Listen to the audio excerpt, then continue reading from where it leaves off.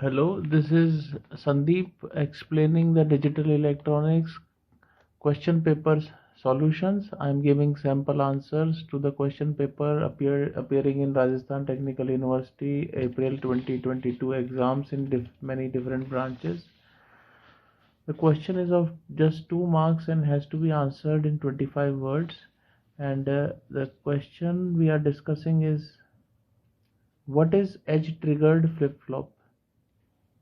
Explain the flip-flop excitation table. So edge triggered flip-flop is a sequential circuit that works on edge triggering. There are two types of edges of a clock: positive going edge and a negative coming edge.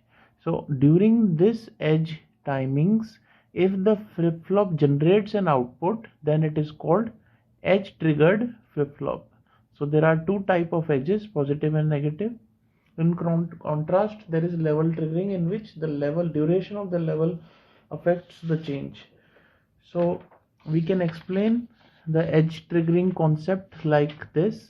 If we have two D flip-flops cascaded together and a common clock pulse is given, and the clock pulse at the inputs is fed like this. The clock pulse is inverted for the first and clock pulse is directly given to the second. So double inversion is essentially directly given. So C2 will be same as CP and C1 will be inverted of CP. When you will run through the operations using timing diagrams, the summary that you will get is that during the okay, I will explain the working. The working is that clock pulse allows this to work and this to work. Suppose there is a data at D1, this clock pulse, if it is 0, then this will be high and this data will be ready here. But at the same time, this data will not be served outside, because the clock pulse essentially is 0, which is directly here, and clock pulse is essentially 1, which is here. So data will be ready here. Now when it is 0, the data is ready here, but when the clock pulse goes to 1, when it goes to 1, this will be freezed and positive edge will make this work, throwing the data outside. So during the positive edge only, the data will be that the data that is here, which is saved here, will be thrown out at the positive edge. So whenever there is a positive edge, D1 data will be thrown out at the output. So Q2 is the output, D1 is the input. So if you draw all the timing lines for C1, Q1, C2, then also you can explain it properly, but this is sufficient and you will write down the theory that I have just mentioned. Then the second part of the question is that explain the flip-flop excitation table for RS flip-flop. If we go for RS flip-flops compressed characteristic table, it says that when this is inputs are 0 0, output will be same, it will be held to the previous input, the next output will be held to the previous output, Q at time t will be same as Q at time t plus 1, and when inputs are 0 1, the output will be forced to 0 at clock pulse. So these outputs are generated after having a clock pulse, and this is undefined state. Now this is excitation table. How do we get excitation table, and what is excitation table? Suppose we are designing a counter circuit and we want the output to change in this fashion.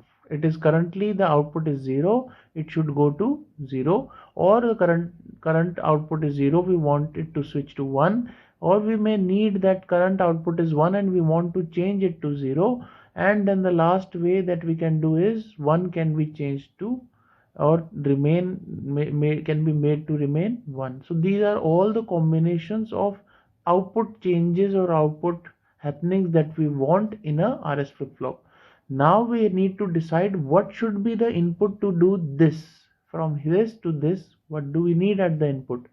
Using the characteristics table, we can decide what should be these. So first answer would be coming from the happening. We want output 0 to stay at 0. So this state says that the output is constant, same as before, and this input condition says that the output is 0. So 0 is also satisfied, and constant hold of the output is also entertained. So what we have is, in these two conditions satisfy. In these two conditions, the S input should be 0 and R can be 0 or 1. So don't care about R, put a cross sign to mention don't care, and S should be 0. Similarly, we want to change the output from 0 to 1.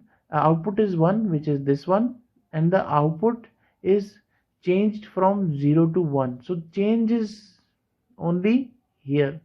There is no changing condition. Q remains Q. If it would be Q bar somewhere here, then we would accept that too also to get answer for this one.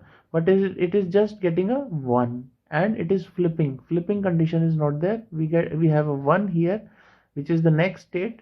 So the next state is 1. Previous state may be anything. So these are the inputs that will make that. So these are the inputs.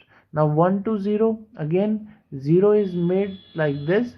There is no flipping condition available, so we will use its input combinations and put it here. Now 1 1, how will we get 1 1? 1 is the current output and 1 will be the current next output. How will that happen? First thing is, we observe this is same, so output remains same in the next state. Okay, the output remains same. And second thing is, the output is 1. So this condition and this condition will determine the inputs for getting this excitation. So the excitation part will be 0 and 1 for S, and 0 and 0 for R. So R will be 0 and S you put don't care, either 0 or 1, and R should be 0. So this is the